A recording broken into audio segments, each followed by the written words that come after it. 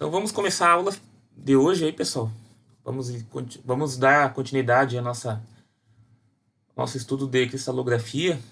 Vamos falar um pouquinho mais de algumas ferramentas aí para nós conhecer características e aspectos das células unitárias, que nós vimos na última aula, né? Através dos experimentos que a gente fez aí com palito de dente e bala aí, né? Goma de mascar aí. Acho que ficou bem interessante, deu para visualizar, sair um pouco dos slides e visualizar o que de fato é uma estrutura cristalina, né? Uma célula unitária.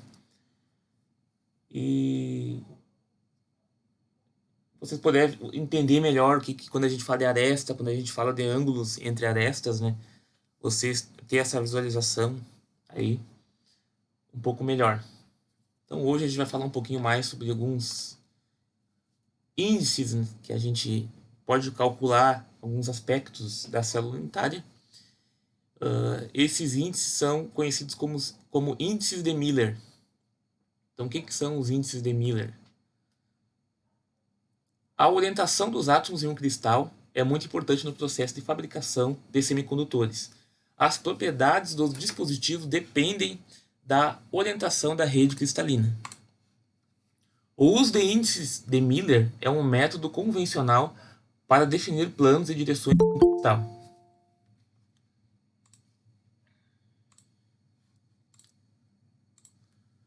Regras para a determinação de direções cristalográficas. Estabelecer eixos de coordenadas ao longo das arestas da célula unitária. Desenhar um vetor na direção desejada. Decompor o vetor em componentes projetando-as nos eixos de coordenadas. E registrar as componentes x, y e z. Multiplicar as componentes pela menor constante que resulte em 3 índices inteiros, né? O resultado são os 3 índices de Miller, expressos entre conchetes, representando uma direção cristalográfica. Regras para a determinação de planos. Então a gente tem direções cristalográficas e planos cristalográficos. Como é que a gente pode definir, né, algumas regras para determinar esses planos? Estabelecer eixos de coordenadas ao longo das arestas da célula unitária. Anotar os pontos onde o plano intercepta os 3 eixos. Dividir as coordenadas de cada ponto de interseção pela dimensão da célula unitária naquela dimensão. Calcular o valor recíproco de cada interseção. Multiplicar as componentes pela menor constante que resulte em 3 índices inteiros. O resultado são os 3 índices de Miller, expressos entre parênteses representando um plano cristalográfico. Então vamos fazer aqui um exemplo, né? Os pontos normalizados de interseção 1, 2 e 3, né? Então se eu tenho aqui um plano cristalográfico, ele está interceptando nos pontos 1A, né? No caso aqui é minha aresta, né? Vai ser 1A, 2A e 3A. Então eu vou normalizar esses pontos, né? Eu vou dividir pelo valor. Então eu vou ficar com 1, 1 meio e 1 terço. A constante de multiplicação que resulta no menor inteiro é 6. Os índices de Miller do plano são 6, 3 e 2.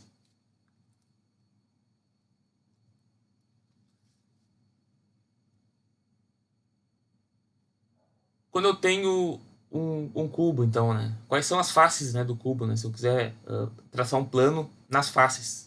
Qual vai ser o meu índice de Miller, né, dessas faces? Então, eu vou ter uma face igual a 1, 0, 0, que vai ser essa face aqui.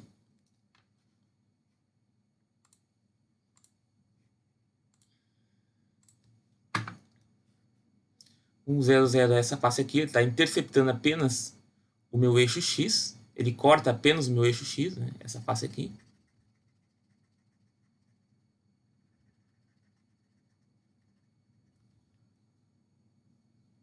a minha face 0, 1, 0 é essa face aqui. Por quê? Porque ele está interceptando somente essa minha aresta aqui. Esse plano aqui, né? Ele corta apenas o eixo Y. Meu 001 é essa aresta aqui.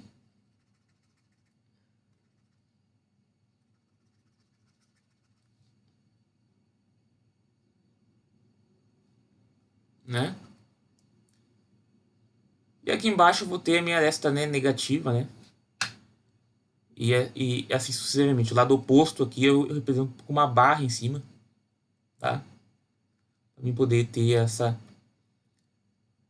esse valor. Vamos fazer uma ilustração mais clara aqui, porque muito provavelmente vocês entenderam pouca coisa só olhando aqui os slides, então eu vou tentar fazer aqui no quadro mesmo. Senão ficar muito torto meus cubos aí, meus vetores. Acredito que vai ajudar mais.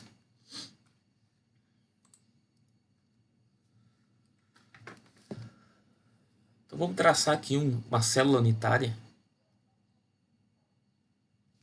Que seja bem grande aqui, para mais espaço eu tiver, melhor.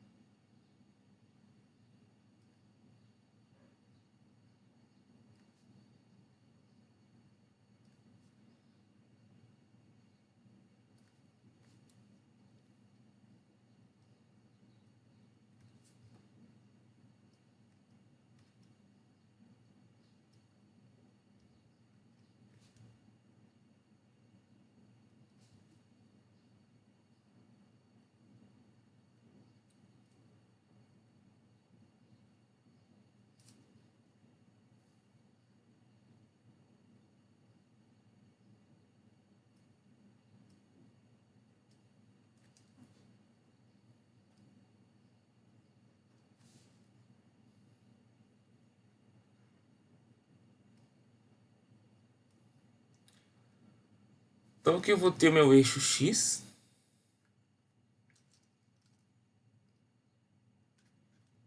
Aqui eu vou ter o meu eixo Y. E aqui eu vou ter o meu eixo Z.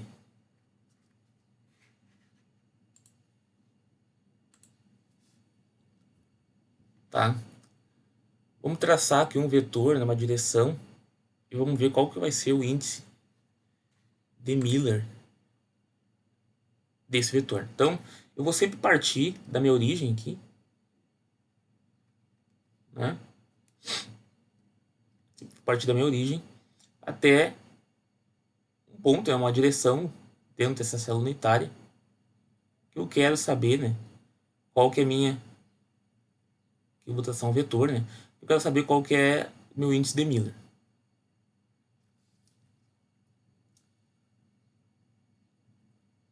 Aqui eu tenho um vetor, por exemplo, aqui eu tenho outro, né? Posso traçar várias direções aqui dentro. Eu vou ter uma outra direção.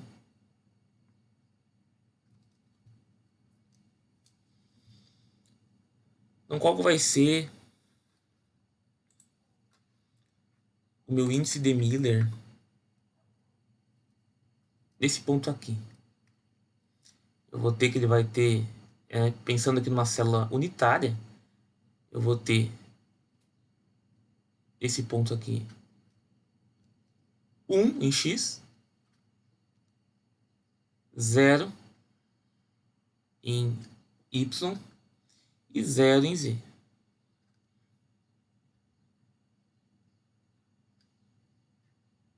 Correto?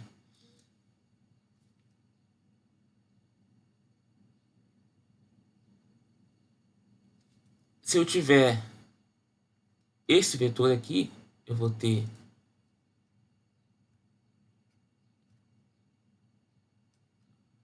o que eu vou ter aqui nesse vetor? Quem é que responde aí?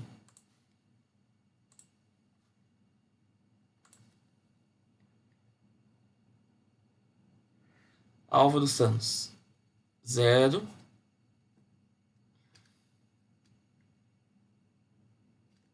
1,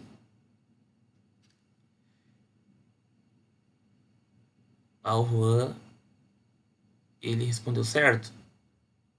O Álvaro não. Porque eu vou ter aqui, ó, eu vou ter uma componente aqui, né? Ele tá nessa aresta, então eu tenho aqui em Z, né? Eu tenho aqui em Y. Então eu vou ter 0, 1 e 1. Então eu vou dar um ponto aqui pro Álvaro. Não, quem respondeu certo? O Juan? Juan, né?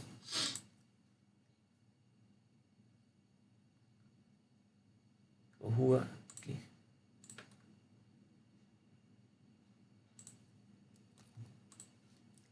Se eu tiver um vetor assim, por exemplo.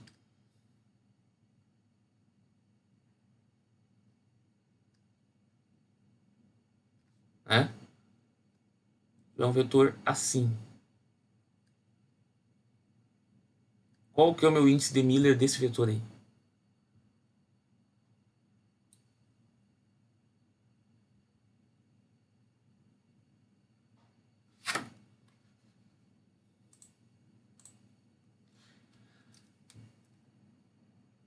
Então, uma das regras, né, é que eu vou traçar o meu vetor sempre da origem. Sempre da origem. Porém, nada me impede de eu ter vetores que vão sair dessa célula unitária aqui, né? Por exemplo, eu quero traçar um vetor para cá, por exemplo. É um vetor unitário, né, que tá para cá. Como é que eu posso representar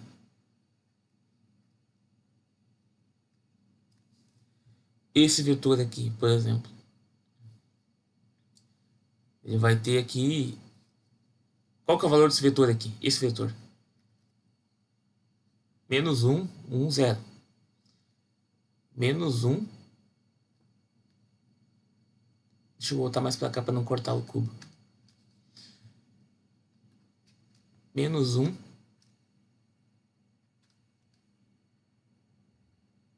Menos 1. Menos 1 em x, não. Em x ele está em 0. Ele tá... Aqui ele tá... Tem 0 aqui, né? Em x. Eu tenho 0 em x. Menos 1 em y. E 0 também em z, né? Tem isso aqui, né?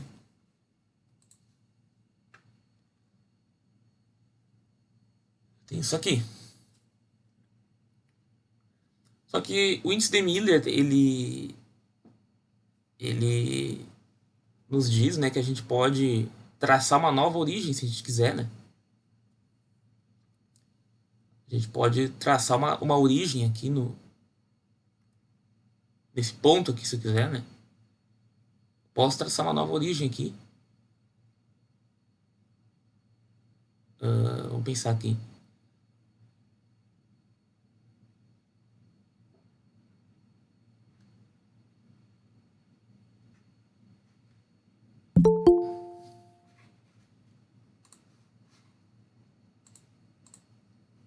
O pessoal tá entrando aí. O pessoal que tá entrando na sala aí, depois no final da aula aí a gente vê quem é que entrou um pouquinho mais tarde aí, pra colocar na lista de chamada. Então nesse vetor aqui eu vou ter... Acho que vai ficar mais fácil de uma coisa aqui pra vocês, cara. Pra vocês entenderem isso aqui. Acho que vai ficar mais fácil. Não, vamos deixar aqui mesmo. Então, quando eu tenho, por exemplo, esse vetor aqui, né? No índice de Miller ele é representado, né, dessa maneira aqui.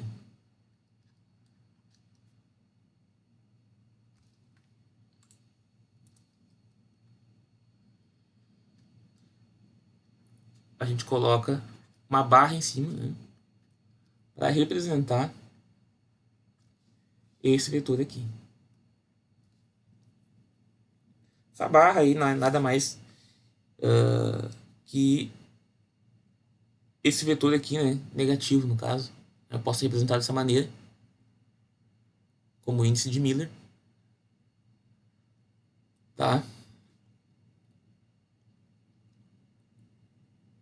E se eu tiver um vetor aqui, por exemplo,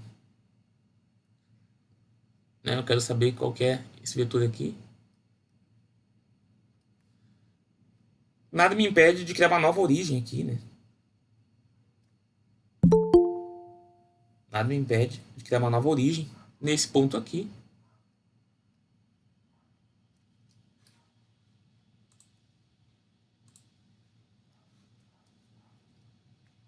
Tá? Nesse ponto aqui, então, eu vou ter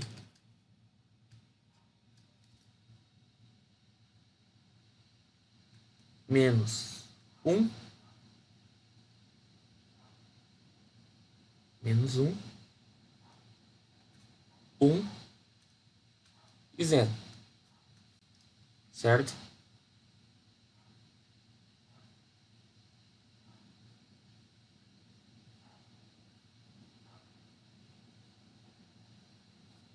Tranquilo, né? O que mais a gente pode estar definindo aqui, por exemplo? E se eu tiver um vetor, por exemplo, né, que quero saber qual é o índice de Miller dele, se ele tiver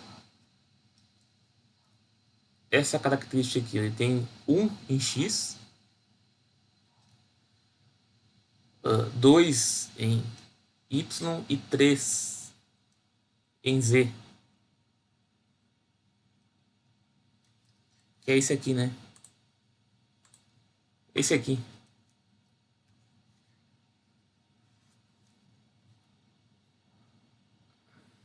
Na verdade, aqui eu tô.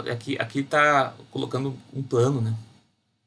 Mas eu posso sim ter um vetor com essas características. Aqui ele traçou um plano com esses pontos, né? Mas eu posso ter um vetor também com essas características aí. Como é que eu vou definir o meu índice de Miller? Eu vou normalizar isso aqui primeiro. Então aqui eu vou dividir por 1. Aqui eu dividi por 2. E aqui eu vou dividir por 3.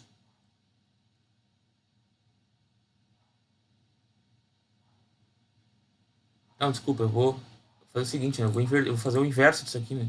Se quero normalizar isso aqui.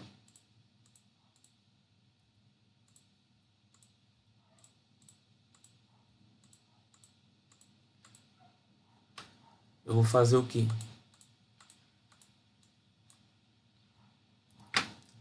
Vou fazer que isso aqui vai ser igual a 1 sobre 1. 1 sobre 2. E 1 sobre 3. Então, meu índice de Miller, ele vai ser... Eu vou ter que encontrar um fator de multiplicidade aqui, né? Que eu multiplique. Que me dê valores inteiros, né? Para esses três... para essas três direções. Então, conforme o exemplo ele deu, né? Ele colocou que o menor valor inteiro, né, resulta em 6, né? A constante de multiplicação que resulta no menor inteiro é 6. Por que 6? Porque eu multiplicando meu vetor por 6, eu vou ter que... Né? Se eu multiplicar isso aqui por 6, eu vou ter 6 aqui, eu vou ter 3 aqui, eu vou ter 2 aqui. Se eu multiplicar por 4, né? Eu vou ter 4 aqui, eu vou ter 2 aqui, eu vou ter 1 e pouquinho aqui, né? 1, alguma coisa aqui. Então, não me serve. Então, a menor constante inteira é 6. Então, por isso que o meu índice de Miller, né, desse vetor aqui, vai ser 6, 3 e 2. Tranquilo, né? Se eu tenho um plano, se eu tenho esse mesmo Eu tenho esse mesmo desenho ali, só que agora no plano eu preciso não se copiar esse desenho aqui. Não, vai ficar ruim agora. Ter copiado antes. Vou fazer de novo aqui. Eu tenho aquele mesmo desenho ali, tá? Eu quero saber qual é o índice de Miller, só que agora de um plano, não de um vetor. Como é que eu vou fazer?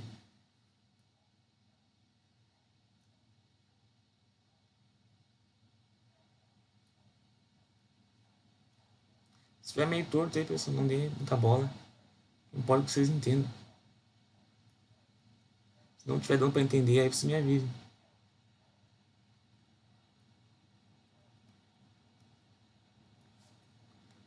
Vai ficar meio torto aqui, mas tudo bem.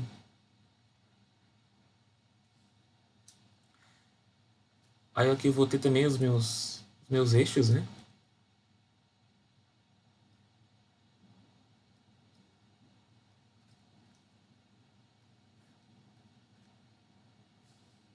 Cá também.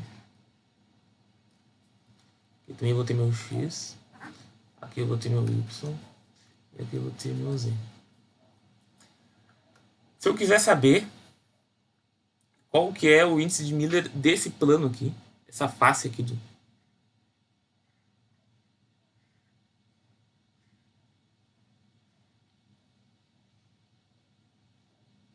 Se eu quiser saber qual que é o meu índice de Miller dessa face aqui. Qual que é o meu índice de Miller dessa face? Para quem olhou a aula ali, cheguei a falar. Qual que é o índice de Miller dessa face?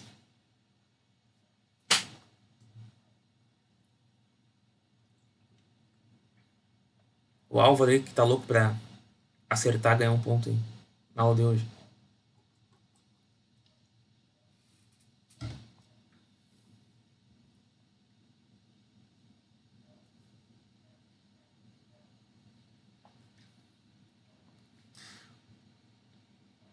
Dessa face aqui eu vou ter o quê? Ele tá cortando qual eixo, né? Esse plano aqui. Em qual eixo que ele tá tocando, né? Ele toca aqui. Mas não pensem também só, né? Acho que fica ruim de ver isso. Acho que fica mais fácil vocês expandir. Tentem expandir esse plano aqui do, do infinito, onde ele tem, né, uma dimensão maior aqui, no caso. Ele é maior para cá, né? E pensem que ele é maior para cá, pensem que ele é maior para baixo, né? Então, qual vai ser o único plano que ele vai cortar, o único eixo que ele vai, digamos, cortar, né? Ou que vai atravessar ele? No caso, se essa face aqui fosse maior, se fosse desse tamanho aqui, por exemplo.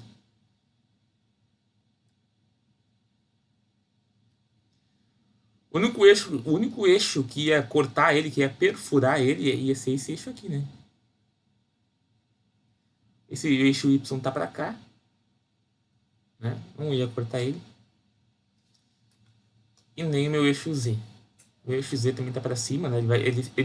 Ele é paralelo ao eixo Z e ao eixo Y. Então, meu índice de Miller aqui, né? Vai ser o quê? Vai ser para esse plano aqui, né? O meu índice de Miller vai ser 1, 0, 0. Tranquilo, né? Planos a gente representa por parênteses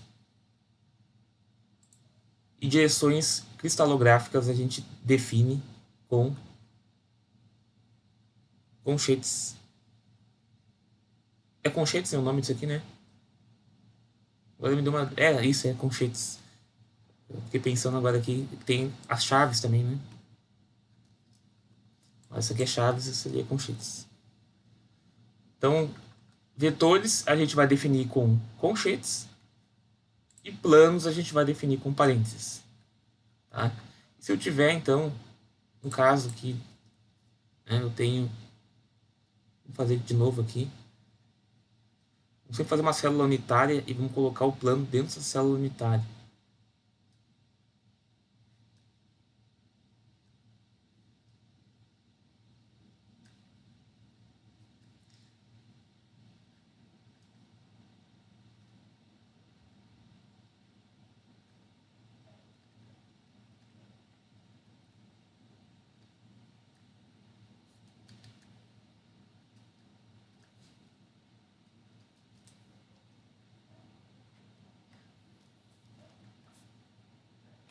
Não foi fácil se adaptar com essa caneta aqui. Vocês acham que é fácil as coisas, mas não é não. Escrever olhando para a tela do computador não é fácil. Até hoje não me acostumei muito bem, mas... se eu tenho um plano... Aqui, por exemplo, ó.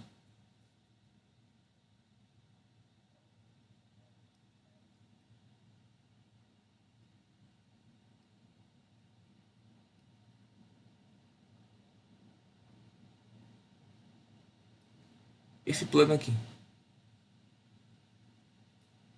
Essa área aqui. Essa área aqui eu quero saber. Qual que é o índice de Miller desse plano aqui?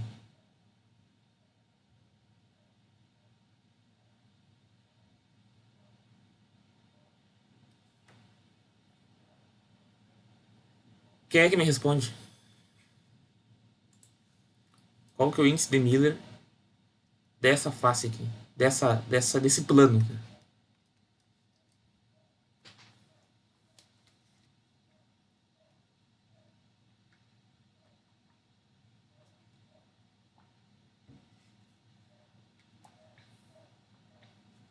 O Helson aí que fala bastante. Tá meio quieto hoje. Acho que hoje ele tá dormindo. 1 e 1, professor. Oi? 0, 1 e 1. 0 e 1 e 1, né? Sim. Por quê? Porque ele vai cortar. Se a gente esticar. Se a gente esticar isso aqui, né? Tanto, né? Tanto nessa dimensão aqui, né? Quanto nessa dimensão aqui.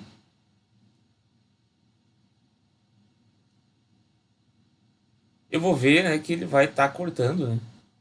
Nessa dimensão aqui ele vai estar cortando. Se ele for muito maior aqui, ele vai cortar, vai perfurar aqui o eixo Y e vai perfurar aqui para cima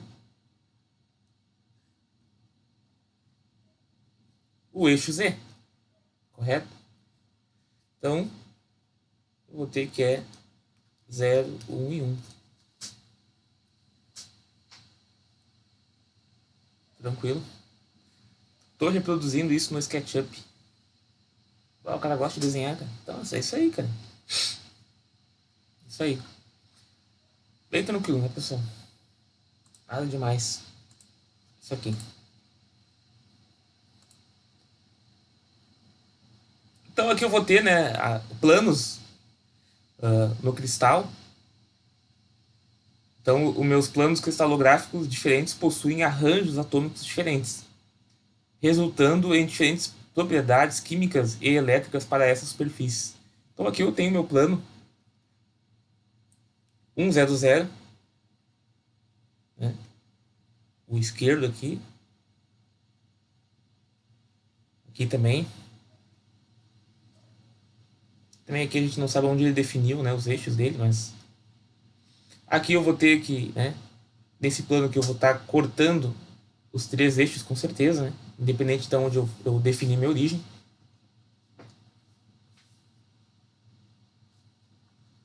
Então, dependendo do meu plano, eu vou ter, né, um índice de Miller diferente, né. Então aqui eu tenho um exemplo, né, de um plano 100, então no silício eu vou ter átomos 1/4 abaixo da superfície, então eu posso traçar aqui um plano 100 pela própria, né, célula unitária, pela própria estrutura cristalina, né. Posso estar definindo aí o meu plano.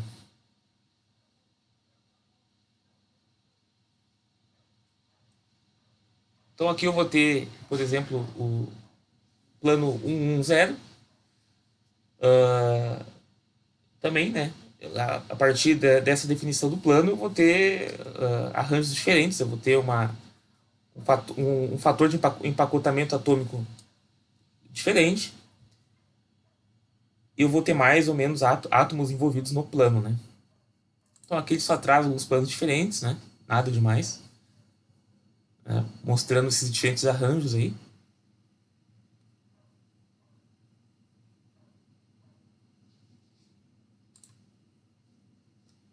Então, as últimas camadas atômicas próximas às superfícies de interface de alguns materiais se reconstroem para reduzir o número de ligações livres. Com isto, o arranjo de átomos na superfície externa pode diferir das camadas internas.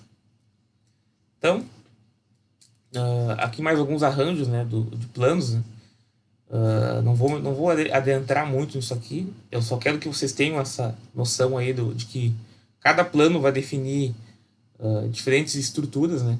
Dependendo do plano que eu tenho dentro do meu material, eu vou ter um arranjo diferente, né, de átomos, né, característicos daquela estrutura ali. No caso, eu posso ter diferentes tipos de arranjos, né, se eu definir planos diferentes, né. Então, analisando aquela organização, aquela célula unitária, aquela estrutura cristalina, eu posso ter diferentes arranjos de átomos, né, dependendo do tipo de plano que eu defino. Densidade linear, então. A densidade linear é definida como o número de átomos por unidade de distância em uma dada direção cristalográfica. Direções que possuem a mesma densidade linear são equivalentes. Densidade planar. A densidade planar é definida como o número de átomos por unidade de área em um dado plano cristalográfico. Planos que possuem a mesma densidade planar são equivalentes. Ao tentarmos arranjar os átomos no espaço, o maior fator de empacotamento atômico possível é de 0,74. Esse fator de empilhamento só é encontrado nas redes cúbica de corpo centrado e hexagonal. Essas redes são chamadas de estruturas cristalinas compactas, Closed Packed Structures. A diferença de ambas as redes está na sequência de empilhamento. Então, a única coisa que diferencia uma rede da outra é o empilhamento aí, né, da característica de ligação entre a célula, que difere essas células unitárias. Né? Então, ao construirmos uma camada de átomos sobre o plano A, resultam dois conjuntos de posições possíveis para montarmos segunda camada, B ou C. Então, à medida que eu monto um plano em cima aqui, né, dessa camada A, eu vou ter mais duas camadas possíveis, né, que eu posso estar analisando a minha densidade planar, analisando alguns aspectos, né, a quantidade de átomos que eu vou ter naquela superfície. Vai depender do plano, né, que eu vou estar traçando dentro dessa estrutura cristalina. Se optarmos pelo preenchimento das posições B, as posições disponíveis para a terceira camada serão A ou C. Então, né, dependendo aonde eu definir meu plano cristalográfico, eu vou ter, né, dependendo da minha célula unitária, duas ou mais camadas, né, disponíveis aí. Então, se a terceira camada for construída com átomos em C, o resultado é uma rede cúbica de corpo centrado. Né? Se a terceira camada for construída com átomos em A, o resultado é uma rede HC. Então, dependendo aí do arranjo, eu vou ter a composição, né, da diferentes células unitárias, né, dependendo dos arranjos dos átomos nesses planos traçados aí. Então a aula de hoje, pessoal, era mais assim, complementar à aula passada. E em cima dessas aulas aí eu vou deixar um trabalho, o nosso trabalho 1. Vai contemplar aí algumas coisas da aula 2, a aula 3 e essa aula aqui de índice de Miller. Para esse trabalho eu vou deixar algumas semanas, né, para quem quiser, para poder entregar, não vai ser que nem o quiz. O quiz é mais para ser um acompanhamento das aulas. E o trabalho vai ser, né, enfim, algo com mais tempo para vocês trabalhar em cima. Ficou uma dúvida aí, pessoal, da aula de hoje, mais curta mesmo aí? Quem é que chegou depois aí que... Quem é que chegou Eu depois que cheguei depois, professor. que eu não anotei aqui? Quem é que falou agora? Cristiano. Cristiano Nunes, tá. Teve mais alguém que chegou depois?